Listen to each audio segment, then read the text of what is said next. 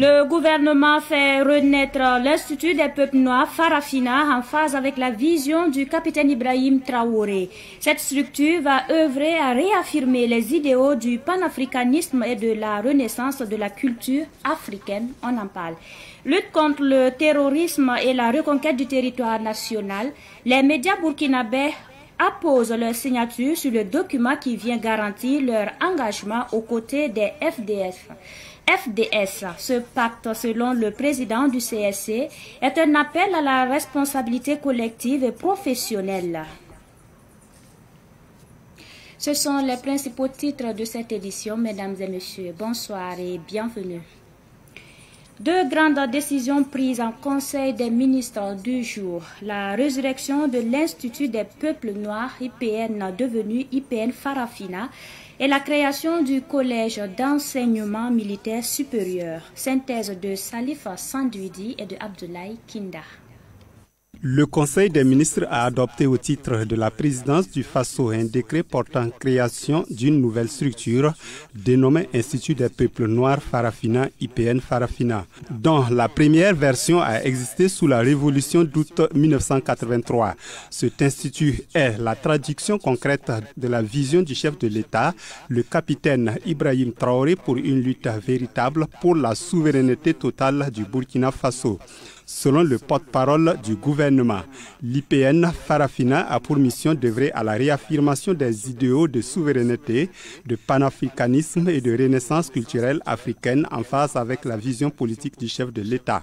Pour le porte-parole du gouvernement, l'IPN Farafina s'inscrit dans une logique de reconstruction des consciences africaines, d'influence géoculturelle et de formation des élites souverainistes. Concernant le ministère de la Défense et des anciens combattants, le Conseil a adopté un décret portant modification du décret relatif à l'organigramme du dit ministère à travers la création d'un collège d'enseignement militaire supérieur au Burkina Faso.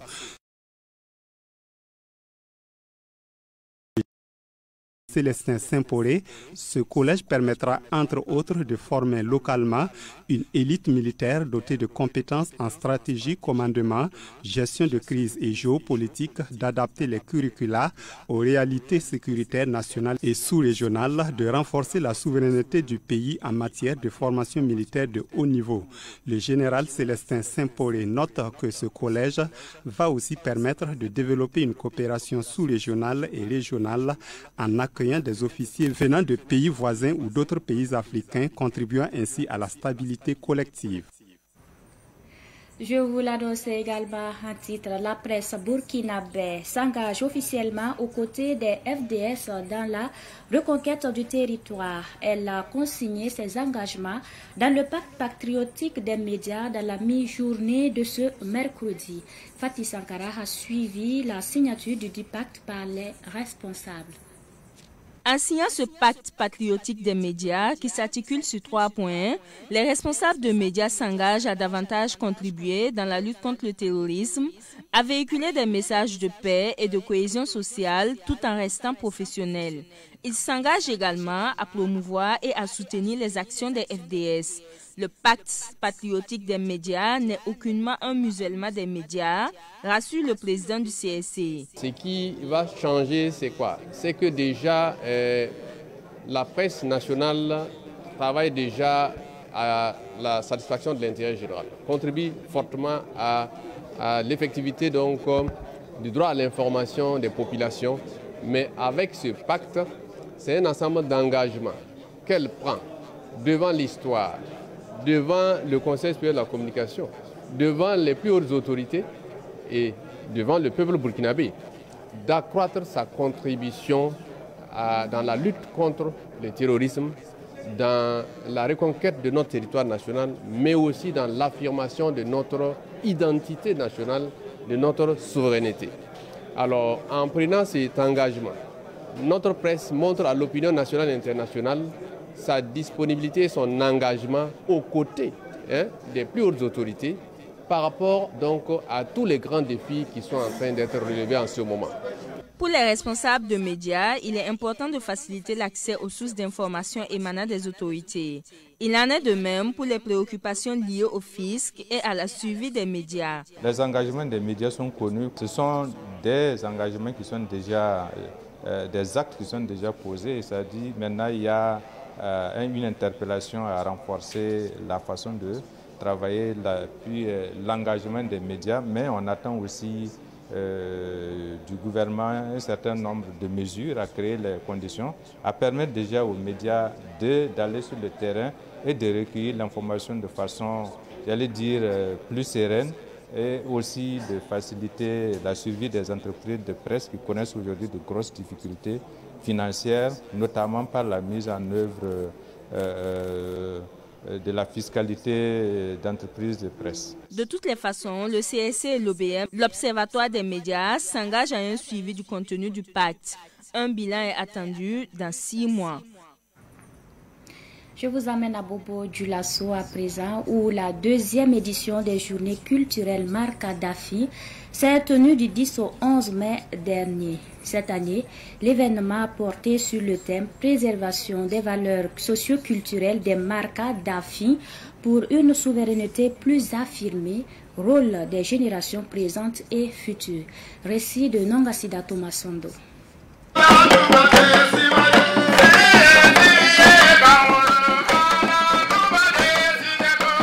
Ces journées culturelles ont été marquées cette année par des activités diversifiées allant des exposés académiques aux performances artistiques qui mettent en lumière la richesse de la culture de Marca Dafi. Malgré les défis posés par la situation sécuritaire actuelle du pays, les organisateurs ont réussi à créer un environnement propice aux échanges et à la réflexion sur l'avenir des valeurs culturelles locales. Le président du comité d'organisation a souligné que cette 2e édition a ouvert de nouvelles perspectives pour la promotion de la culture de Marca Dafi. Cette 2e édition des journées culturelles Marca Dafi a réussi non seulement à mettre en avant la culture locale, mais aussi à renforcer le sentiment d'appartenance et à susciter des engagements en faveur d'une souveraineté culturelle. Les participants sont répartis avec une motivation renouvelée pour défendre et promouvoir les valeurs qui leur sont chères.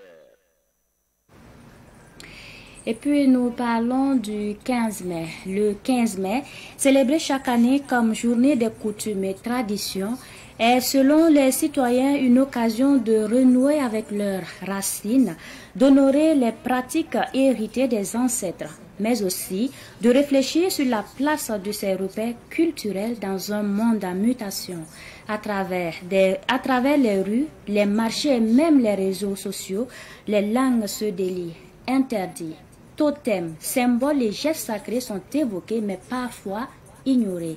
Suivons ce reportage signé Sidiki Kabré et Djamilatou Sakana. Dans plusieurs communautés, les interdits appelés aussi Fadi, loi ancestrale ou commandement de la lignée, continuent de rythmer la vie des habitants. D'autres parlent de jours interdits de marcher, de certains animaux à ne pas toucher ou encore d'arbres sacrés à contourner. Ces pratiques, bien que parfois vues comme anarchiques pour certains, sont pour beaucoup un pilier identitaire.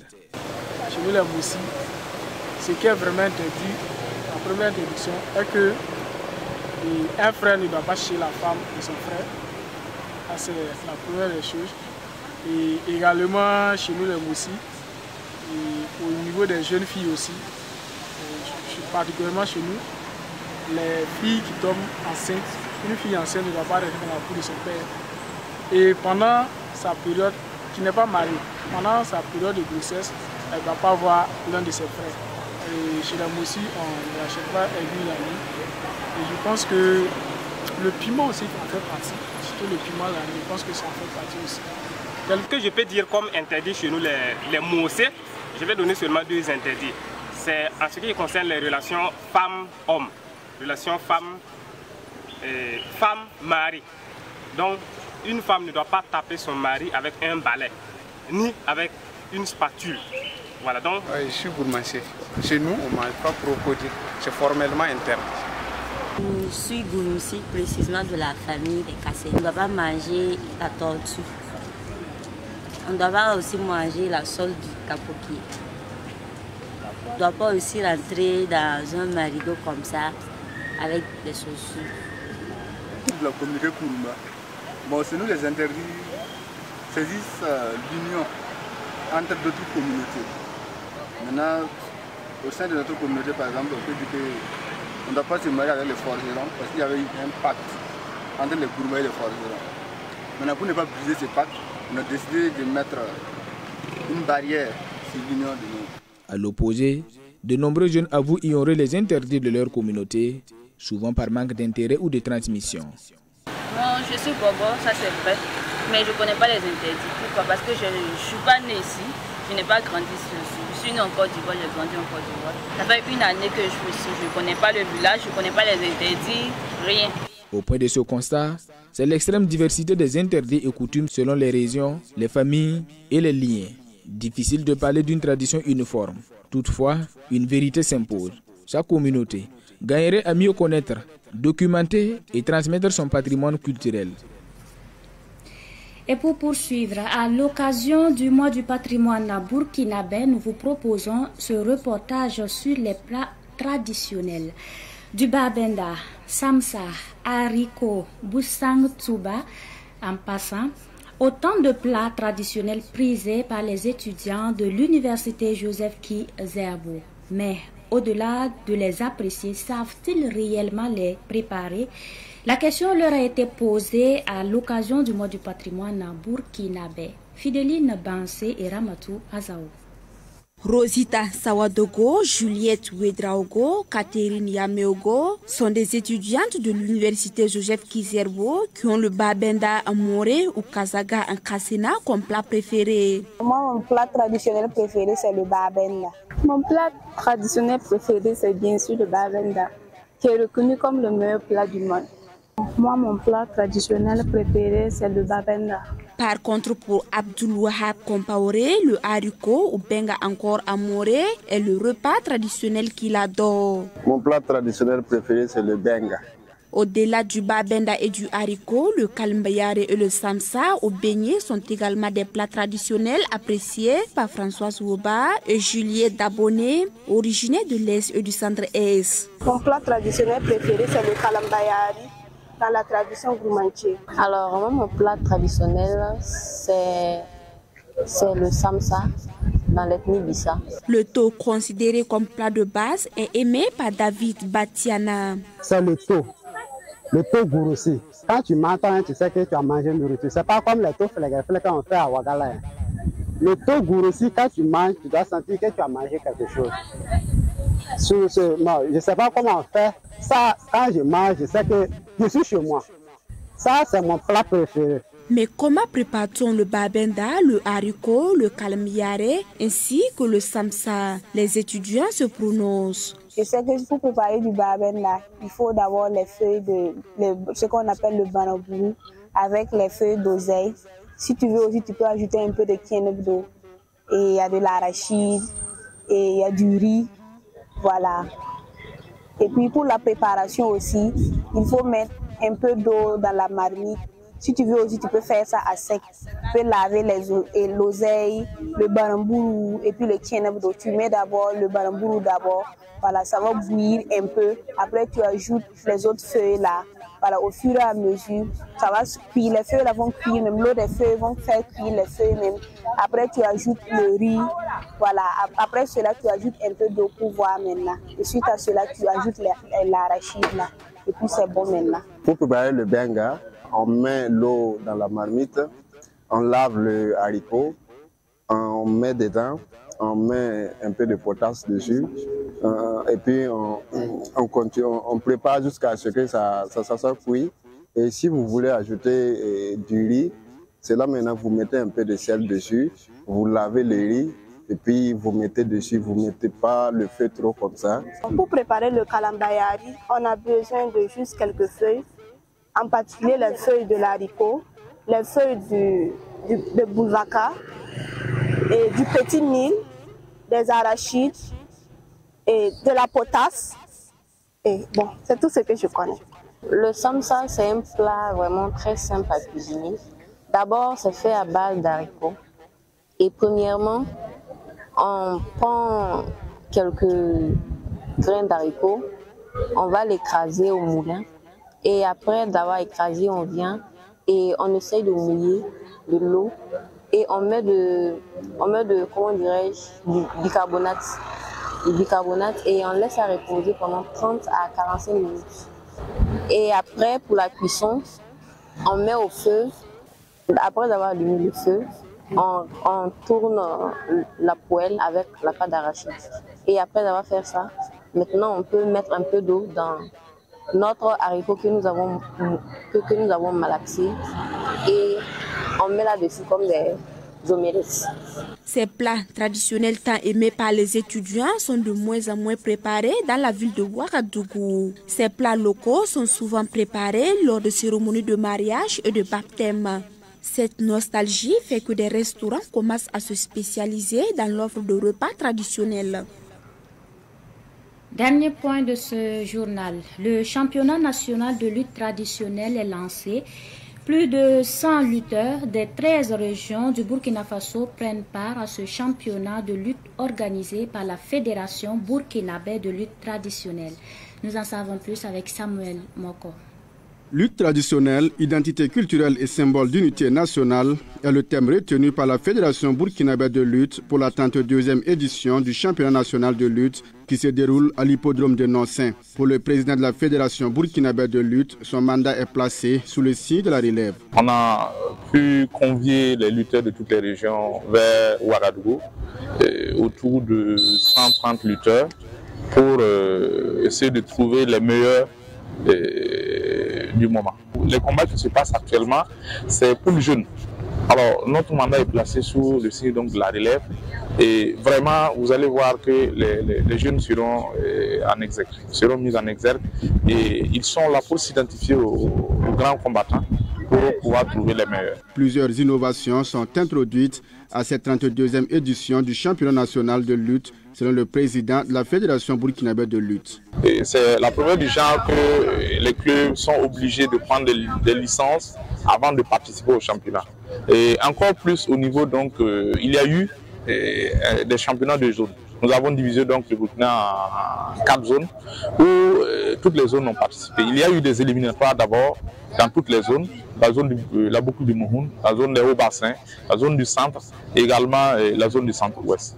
Alors, et cette année encore, vous avez vu que nous avons convié l'ONI, l'Office national d'identification, à être là pour les inscriptions CNIB, pour le bonheur des lutteurs et également de la population environnante.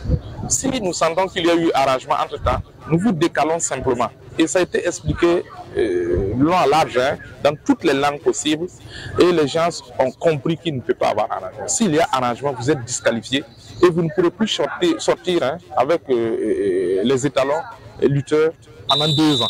Pour l'occasion, une équipe de l'Office national d'identification ONI s'est déportée sur le site pour l'établissement de CNB, carte nationale d'identité burkinabé, grâce au partenariat avec la Fédération burkinabé de lutte. Et nous avons mis une équipe de collecte sur le site du championnat pour permettre aux lutteurs et aux voisins de l'hippodrome de pouvoir s'enrôler pour avoir en tout cas une pièce d'identité. Le championnat national de lutte débuté ce mercredi 14 mai prend fin le dimanche 18 mai à 15h à Ouagadougou. Fin de ce journal. Merci pour votre attention et pour votre constante fidélité. Bonsoir.